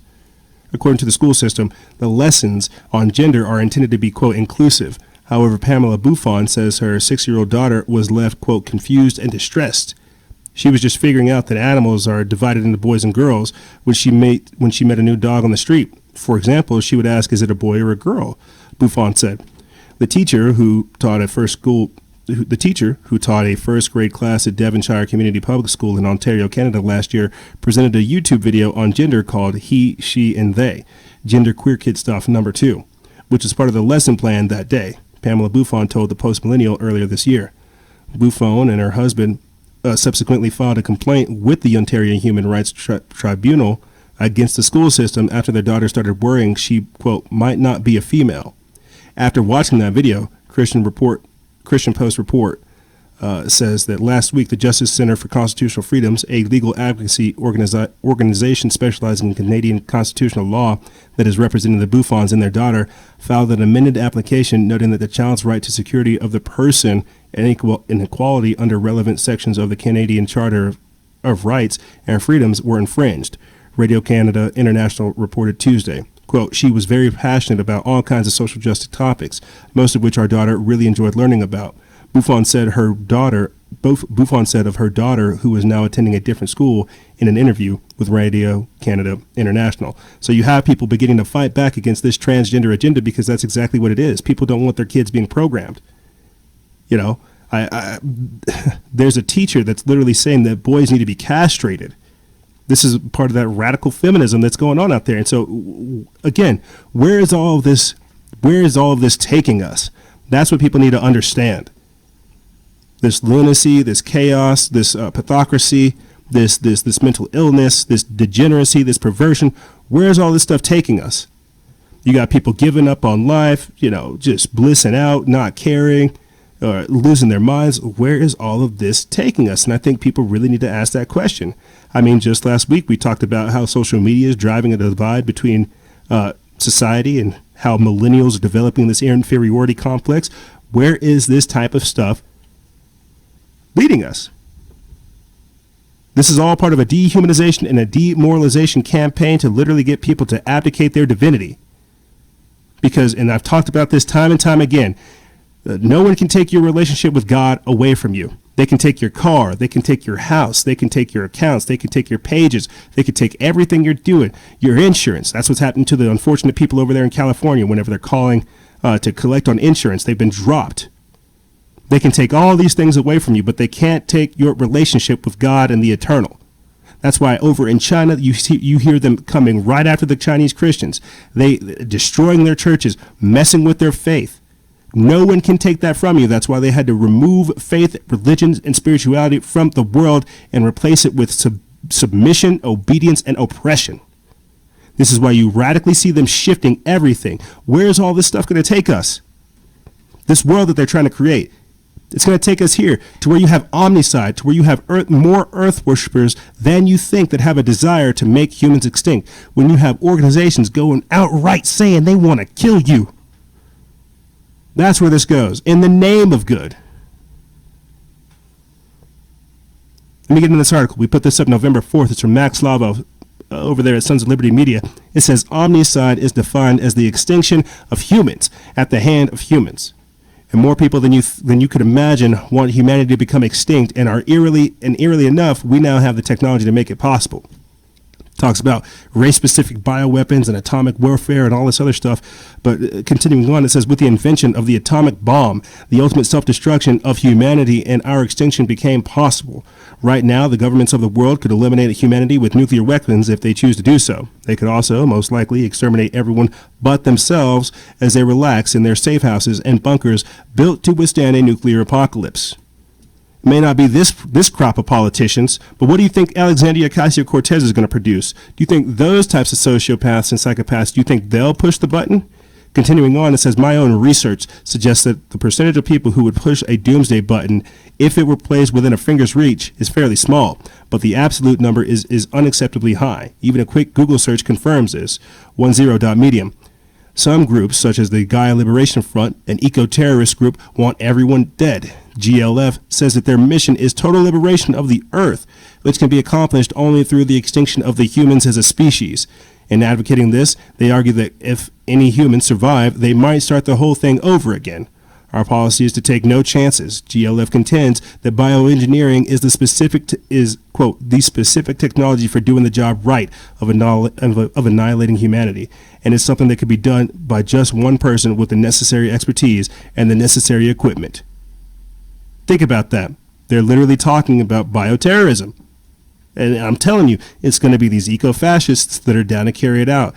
It's these people that are being produced right now in these times of chaos that are going to be doing all this crazy stuff. It is the nihilists, it's the atheists, it's the people who are apathetic, who do not care, who have no attachments, no history, no family, no love. They don't care about nothing, least of all you. They'll push that button. They'll come for your guns too. They'll come for your family. They don't care. And this is another, if you want to get into a spiritual part of it, part of these people don't feel anything until they actually start doing evil things. They get off being evil and wicked. But continuing on, it says, they continue, quote, genetically engineered viruses have the advantage of attacking only the target species. To complicate the search for a cure or a vaccine, and as insurance against the possibility that some humans might be immune to a particular virus, several different viruses could be released, with provision being made for the release of a second round after the generals and the politicians had come out of their shelters. Technologies such as these gene drives, digital to biological converters, and CRISPR-Cas9 are making it increasingly feasible to synthesize designer pathogens that could be far more devastating than any found in nature, responded 10.medium. So we're in the days of talking about apathetic nihilists who really don't care. Suicidal Satanists, body dysmorphia, mental illness, legalized lunacy, pathocracy. We're talking about this type of stuff because this is where we're at. That's why we have to figure these things out. Don't fall deeper into the delusion and into the deception. Begin to be aware of it so that you can fight it. Don't become a slave to all these things that they want to turn you into. Get control of yourself. How can you defend yourself? How can you be any good to the community if you're being a scumbag, if you're being a waste of space? You see? It's going to be these type of people, the ones that are doing all this crazy stuff, the ones that don't care and aren't attached, that don't have a real connection to anything. These will be the people running the FEMA camps and the concentration camps and the thought transformation centers. These are going to be the people that Hillary puts into power because they don't believe in anything. They fall for everything. They stand for nothing. They've given up. These are the useful idiots. These are the drones that we keep telling you guys about. And this is why I'm trying to tell you, the concept of corrupting peace is a very, very deceptive one. They have to get people they have to win people over through deception to buy into the lie. That's why this whole segment is so, it's meant to be ambiguous, because when I tell you that they're coming for the future, it is the kids. It is through us. It is through the information. It is through so many other things. I wanted to get into this article and about how Extinction Rebellion, this eco-fascist group that made headlines a few weeks back, how they released a music video showing Parliament burning and Downing Street flooded with MPs wearing gas masks. But my whole point behind doing that is to show you what this next generation wants. They don't care. They want to burn it down. They aren't invested. You hear it from them. What's the point in studying if the world's going to end in 10 or 12 years? My life means nothing. Let's just get this thing started. You have accelerationists who want to kill everything. And I'm not trying to be alarmist. I'm trying to say, look at the writing on the wall. Really, really be aware of what world these people are trying to create, because we have got to start fighting for a better one. When I'm telling you that a pro-human Renaissance-based future is not in our cards, it's because they are purposely trying to rob that from us. They don't want us to access the divine. They don't want us to understand the eternal. They don't want us to categorize the ethereal. They want us to be dumb, useless idiots ready to kill ourselves, slit vertical. You see, this is why this is so dangerous. This is why they've polluted us with drugs. This is why they feed us garbage, why they give us trashy celebrities to look up to. This is why they do everything they do. And you have to understand, it's scientific. I mean, right now, I know I'll catch some flack about this, but right now, coming up into the weekend, Kanye West is going to be performing with Joel Osteen, and I guess we have to be grateful, because this is some form of a revival, I guess. You have some people getting involved in religion. I hope it's not for that fanatical reason that I mentioned beforehand, but for authentic, deeper spiritual relationships. But this is what I mean. Look at the days that we're in, the discernment that's not being taught, the critical thinking skills that are quickly going down the tube, our IQ scores, our longevity, all these things. We're being soft-killed. And the only way to fight it, this was one of the questions we got asked earlier this week on Instagram Live, how to combat the New World Order, is recognize the programming. Begin to regain control of your life. It's not going to be easy. These things are hard. And the times are only going to get harder. The only thing that's going to happen, the only thing that will change, is how we respond to them. What we allow to happen for us, so that we can create a better community and a future, not only for ourselves, but for everyone else that comes after us. You see, these days are getting increasingly crazy, and I think we all understand why. That's why we have to get control of ourselves, so that we can get control of the future. Vote with your dollars. Vote with your lifestyle. Pull back. Don't be a slave to your emotions. Don't be a slave to everything external. Get control of yourself. That's what I tell you guys. Your religion and your relationship with God, the eternal, whatever you want to call it, that cannot be taken from you. And you can create a lifestyle based around that faith and that belief that cannot be taken from you. And it's this conscious awareness that's going to get us out of it. It's this renaissance that's going to get us out of it. It's this creativity that is meant to fight conformity. And that's why we're here, to fight this until we can't anymore, to go tooth and nail into history with this beast, to go toe in toe against the dark side. Ladies and gentlemen, this is Unstable Horizons, Smart Domestication, and Corrupting Peace.